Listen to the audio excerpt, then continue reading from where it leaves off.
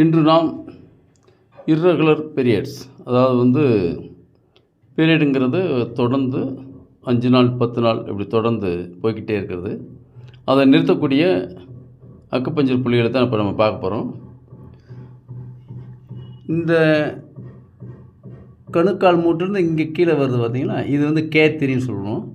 இதை நீங்கள் ஒரு அழுத்தம் நல்லா இந்த மாதிரி ரொட்டேஷன் வலது பக்கம் இடது பக்கம் ஒரு 30 தடவை அழுத்தம் கொடுக்கணும்.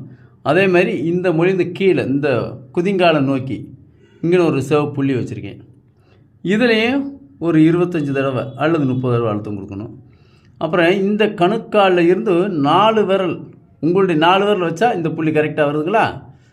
இந்த புள்ளியில் ஒரு 20 தடவை 30 தடவை அழுத்தம் கொடுக்கணும். அழுத்தம் நல்லா உங்களால் முடிஞ்ச அளவு அழுத்தம் கொடுத்துருங்க. இதை தொடர்ந்து காலையிலையும் இரவிலும் கொடுத்துக்கிட்டே இருந்தீங்கன்னா நல்ல ரிசல்ட் கிடைக்கும். இரவு 6 மணிக்கு மேலே சாப்பிட்றத நிறுத்திக்கிங்க. நார்ச்சத்து உண்டான உணவுகள் நிறையா சாப்பிடுங்க. தண்ணி நிறையா குடிங்க எம்டி ஸ்டொமக்கில். இதுவே போதுமானது.